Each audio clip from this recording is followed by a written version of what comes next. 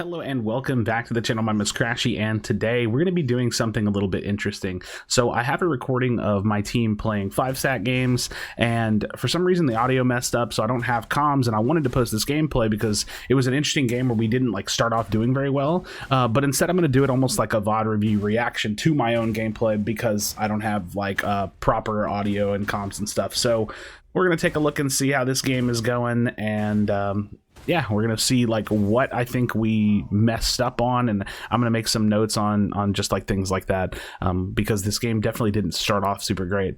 But we start off with red. I'm playing steel. I've got the vitality beads because I'm going to be building into a fire blossom for jungle steel, and yeah, we're going to take a look and see what's going on here. I don't really remember this game either. This was a couple days ago. I just remember thinking oh, this was one of our closer matches.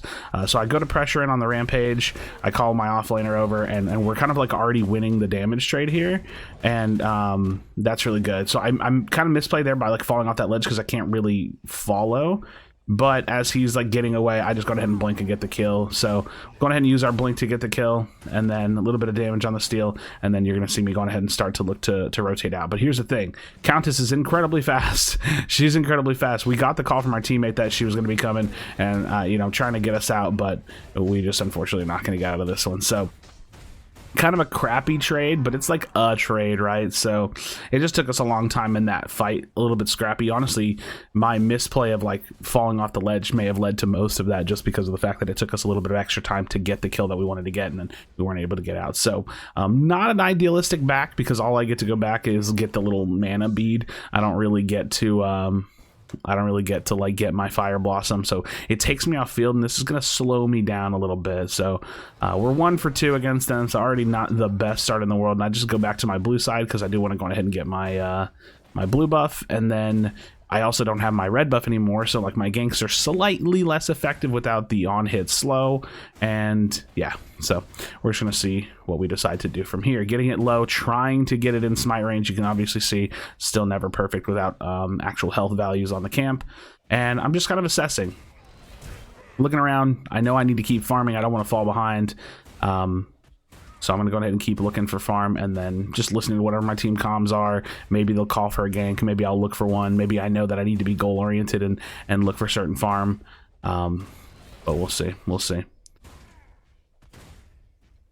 Game state right now, though, 4 minutes in. Gadget's trading a little bit with mid.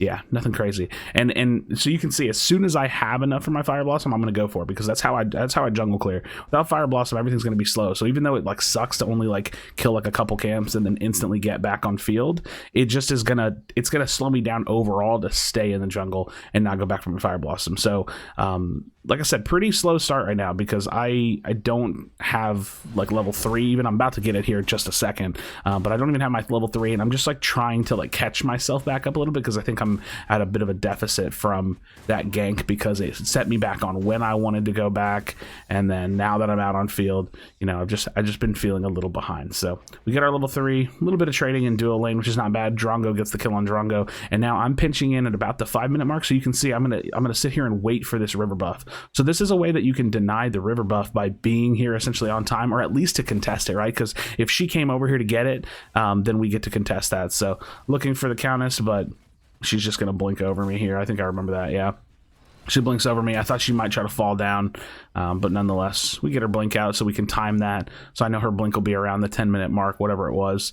I'm not really timing it right this second, but in-game I would normally time it. And then I'm calling out the river buff. Now, I know that he either told me I could get it there or told me he was going to back, or whatever the case may be. So I go ahead and steal that river buff, so because we don't want to give that to the enemy team if possible.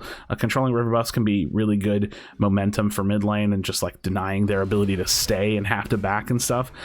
But it's hard to say for sure. So back in the jungle now, and with Fire Blossom, you're gonna see me tend to spread my damage around a little bit. I'll start trying to get them all killed and low at the same time, because the damage is kind of AoE, so I tend to focus the bigger targets and stuff like that, to try to take them down. So red buff is up, and same deal, steel jungle is a little bit slow starting. I'm not going to go pressure fangs at level 4. I don't have mutilator or anything like that, and so it's kind of whenever I do tank junglers, it's a little bit more focused on early lanes and trying to like have the lanes like doing well than it is like my play per se.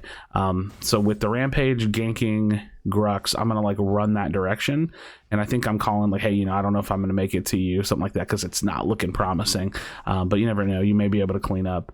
Unfortunately, I just see like they're too far. There's not really much of an opportunity. The Rampage is just taking a bit of an early lead, and unfortunately, even on my perspective, y'all can't see it because I have my webcam covering it, but it's even covered for me because of my webcam placement. Early kills for jungle lead to a lot of experience. So my biggest fear right now is that the Rampage, I'm like 4.5, right? The Rampage, I am willing to bet he's like level 6 right now. So even more so, we need to be really vigilant about, hey, slow down the laning phase a little bit right now. Keep yourself alive. Be really, really aware of what's going on, and know that I'm kind of, I say this term a lot, I'm AFKing for level 6. Like, I'm going to AFK in my jungle. I'm going to chill. I'm going to sit back, and I'm going to try to get my level 6, because the risk that we take now is that if I start showing up to lanes and ganking, although not a bad option, could get counter ganked by a level 6 Rampage who's going to turn that into a double kill. Like, say I gank mid, he counter ganks, he turns that into a double kill for his team. They take that double kill, turn it into a Fangtooth. So I'm just kind of like telling my team, hey, look, we all need to slow it down a little bit. So even if you're like solo queuing, like paying attention to the game state and like looking and seeing like, okay, their jungler's taking a little bit of an early lead. Let me slow it down a little bit, give my jungler a little bit of time. Let me make sure I keep a ward on Fangtooth. Like, all of these things are really, really important. So you can see he is level 6. I'm able to get my blue buff, which is nice because at least I don't lose a little bit more farm. But you can see, same thing. He's level 6. I want to try to close that gap if I can. So, but at the same time, we don't want to be like negligent to the fact that Fangtooth is up. So we need to pay attention to that. Depending on what kind of a jungler it is, like if it's Chimera, we need to know that there's definitely a little bit of pressure. If he's got a Mutilator, we need to know that there's pressure for them to potentially go for a Fangtooth. And now I'm sweeping. So I'm close to 6. I'm sweeping. I get this guy a little bit caught out. I missed my charge there, but we might be able to turn this into something. So we're calling for like a little mini scrap of a fight here, and we've really got this Richter kind of like about to where we want him, and that's where the Rampage ult comes out. But we started this with a pick. Unfortunately, the Countess is going to rotate into us, so even still, not the best fight for us because, you know, we start that with a pick, but it wasn't like a really fast pick. I'm forced to use my blink, and I just get out, but they're trading a little bit. We'll see what our Drongo can do. So I get my Fire Blossom here, which is nice, you know, finally on a built-up item. I still don't have my 6, right? He's probably level 7 or at minimum level 6, just trading a bit. And we're not in a terrible position. We're obviously a little bit behind, 5 to 6 in score. No big deal. You can see I'm going for this camp because I really just want my 6. But we haven't given up a Fangtooth. So everything is still pretty neutral. I would say the enemy team has like a light advantage over us right now, which is not a huge deal. I'd say it's decently neutral. So Rampage low. Drongo unfortunately gets taken down. I'm going to try to peel for the Richter. Rampage has some potential to die here, but ultimately I can just try to peel and get out. So you can see I'm just trying to peel and get him out. Fortunately, I'm not going to be able to do that. Unfortunately, not able to do that. And I haven't leveled my wall yet, which usually I tend to wait a little bit on because I'm in jungle and I just want to put more points into like kind of like speeding up my clear time, things like that. But maybe if I was level 7, I'd be able to help a little bit more. So Gadget roaming over. I'm low. With that kill, they could maybe try to do it, but the Rampage is low. So I'm going to take a reset because I feel like the Rampage is probably also going to take a reset. I'm just like looking to build into my next item, which is going to be a Dynamo. And then I'm just instantly coming back, right? Like, so resetting for Fangtooths on refights is really, really important. This is a concept that probably hasn't really been like talked about at all. But like, if you overstay and say you get a kill or two, but you're still staying and you're still staying, you're still running out your health bar, still running out your mana bar, they're going to respawn and come back. So when you win like a little scrap, say you kill like 2 people near Fangtooth or in duo lane, if you're low, base and come back, right? So base and come back for the refight is what I'm trying to call it. So, all right, we're looking for a setup on the Drongo, get a nice big. I was looking straight down because I wanted to ult there, but we get the pick on him, and now the call is probably like, hey, Fangtooth, right? Like we got one pick, we don't see their Rampage around. I'm half health, but that's not a huge issue because we have numbers advantage. With the Drongo down for a little bit of time, we're gonna go ahead and rip this. So that's looking like the call right now. So our Drongo is pushing out his wave. wave if he can. Actually, I think he just farmed a little bit of the wave, and now he knows that we have like some urgency on the call to probably come get this. At minimum, he zones out the Rampage, keeps the Rampage health bar kind of volatile, right? Because we can focus on this while he's just chipping away at the Rampage, which makes it harder for the Rampage to come in. And if the Rampage does dive in, then guess what? We're going to focus that Rampage and try to take him out because he's the one that has the hunt. So as they're coming in, we go ahead and secure.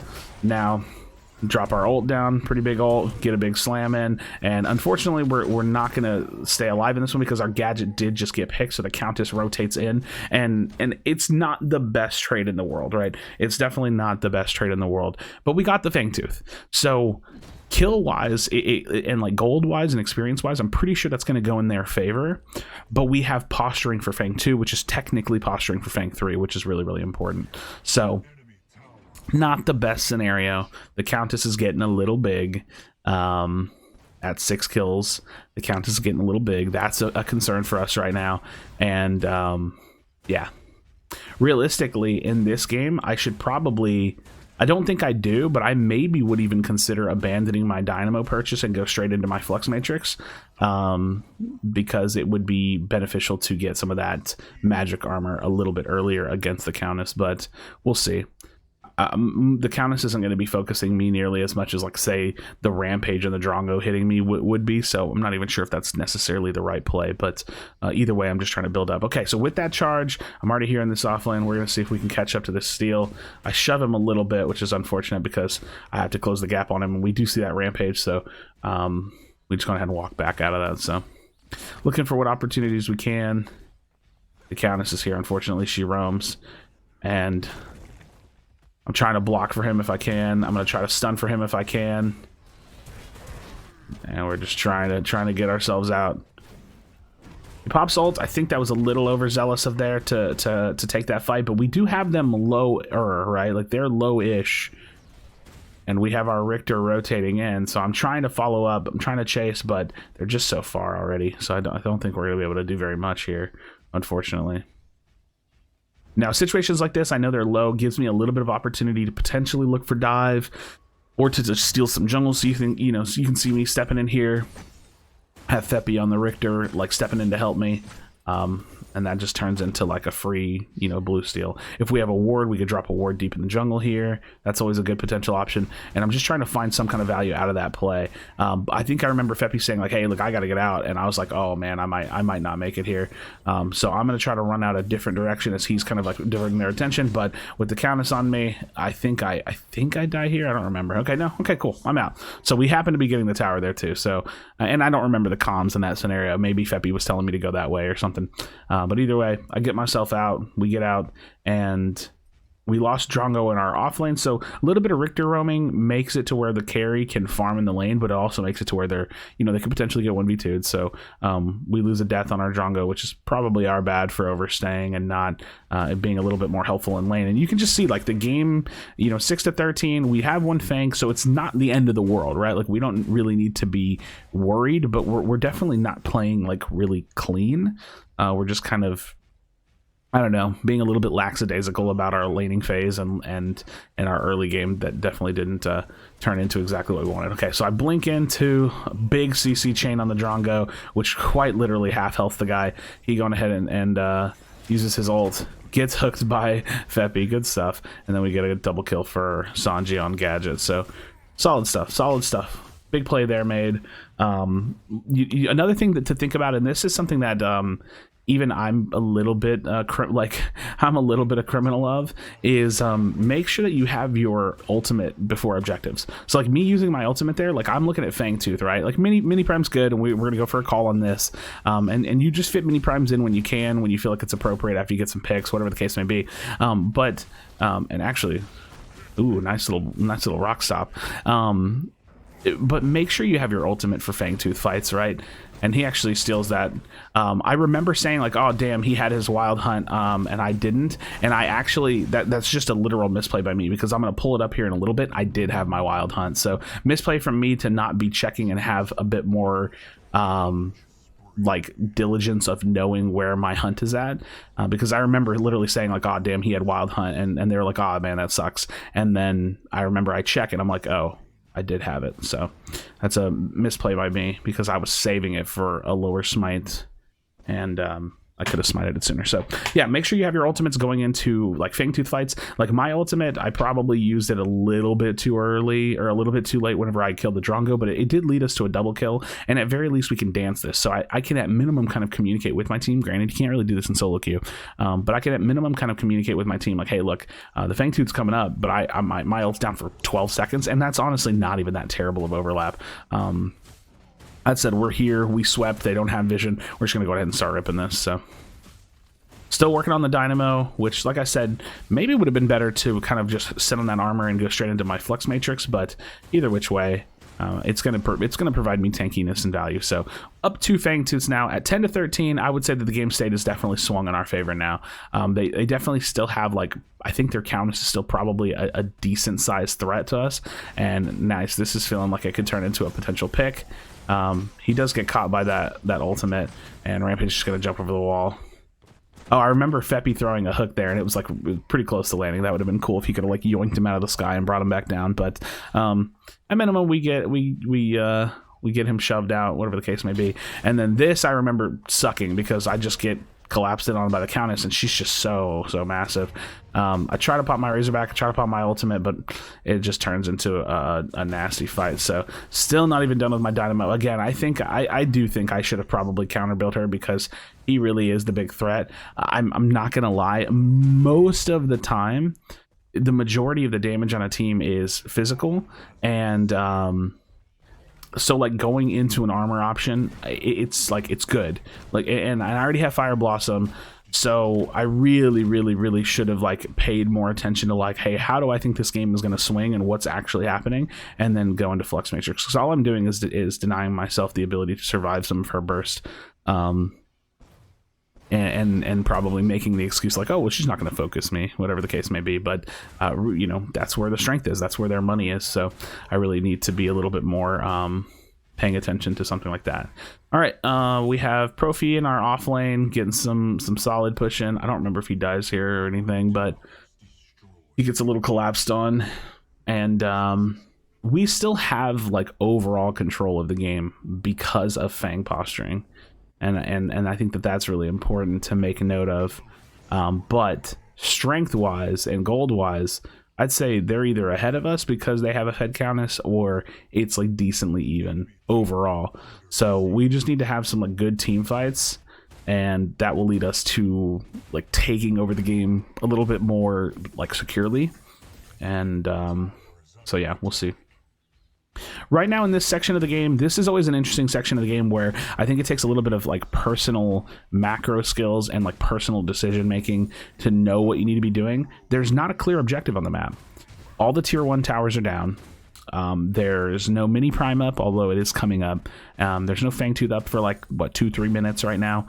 And so this is an opportunity of most games where I think that the players can get really lazy. You can get picked, you can just be walking around, and what you want to be doing here is, if you're on the back foot, you want to be like warding up your jungle, making sure that you're securing your jungle camps. If you're on the like the winning side, you want to be invading jungle. You want to be, you know, deathballing with your team and coordinating and finding picks. So, you know, definitely just something to think about. Whenever there's not a clear objective on the map, you have to ask yourself, how can I provide value to myself and my team? All right, so we see that we're getting a little collapsed on, and unfortunately, you know, we just haven't grouped. Realistically, that's what I'm saying. I think we even make note of it when we were playing. We're just like, hey, look, we're not grouping. So we've played this game very carelessly, and it's definitely a good opportunity for us to, or for me to look back at it and say, you know, we just played this game way too lazy. When we're 5-stacking around, I'm going to be honest, we just kind of tend to stomp through matches, and so I think it can build some bad habits. You can already see like Profi's just been in offlane Grux, just like hard splitting offlane Grux, which is honestly fine when you're like ahead. We probably should pull him into some of our fights a little bit more and make conscious efforts to group up and do things more collaboratively, because we are strong enough to fight them, especially considering the fact that their countess has 12 kills and all we have to do is like shut her down. But the running around and letting them pick us off for you know, one at a time or whatever is obviously not. Obviously not the play. But they're a little aggressive here. We can probably turn this into some fights or some kills, and that would be beneficial to our cause. I think we stick it on this, and we do have Fang coming up in just a bit, and that's going to be, you know, obviously really, really important for us because we want to secure that Fang 2-3.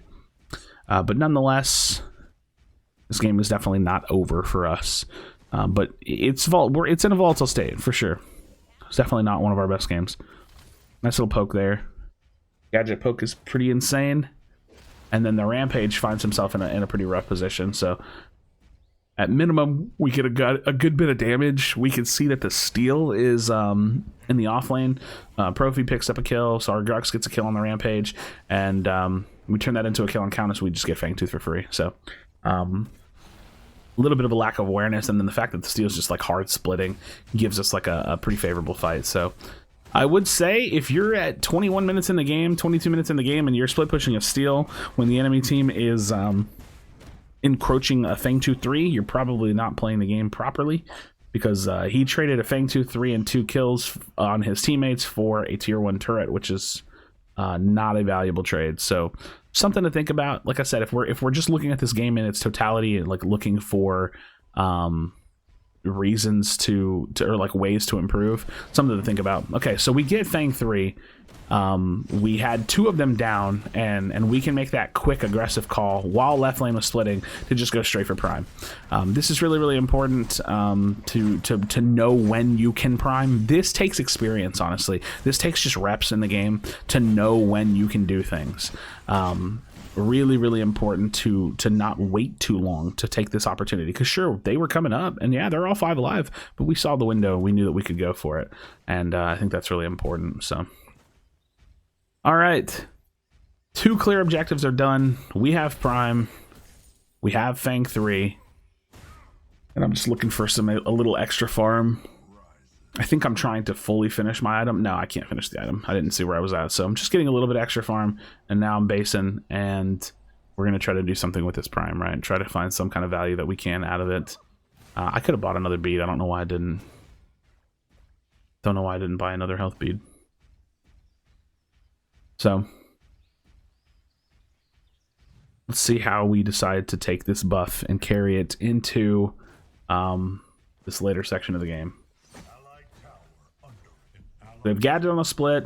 Oh, we find this Drongo getting a little bit lazy with his decision making and his positioning, and finding any kind of a pick like that, especially when you're coordinated, just leads to exactly what you want, right?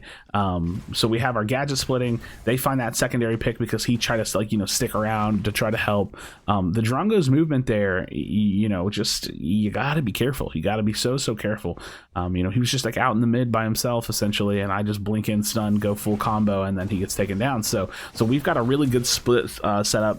We have the like the 1-4 split. They come in behind us, so we have to peel, and our Drongo does get taken out. I try to peel off the Countess. I'm really starting to focus her for a CC best I can.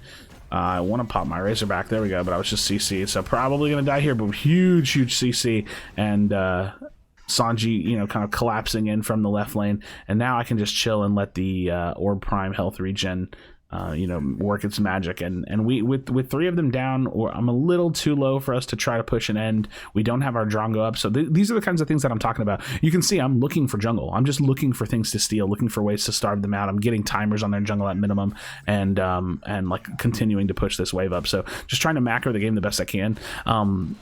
But again, what I was saying is that, you know, you have to look at the game state and answer questions in real time. Like, hey, can we finish here? Hey, can we go for those 2 inhibs? Hey, you know, can we get a prime off of this?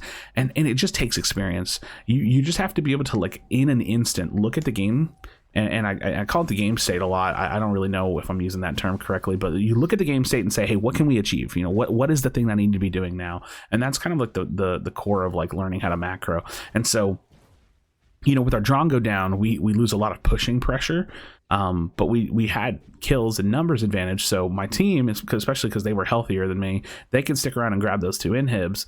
For me, it's like, hey, look, I'm going to look for a way to steal jungle. I'm going to look for a way to keep that wave pushing, and right here I'm zoning for this river buff. I want to get that to our 80 carry because it's the attack speed buff, so you can see I'm just kind of zoning and being like a physical ward, and calling danger for our Richter because I saw them kind of walking into that jungle.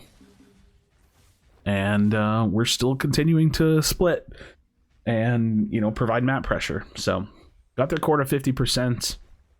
This game is like definitely like our game to lose at this point. We have 3 Fangs coming up in like a little bit. We're rotating through jungle. We're looking for potential setups. We see him step into that fog wall, so we're like, okay.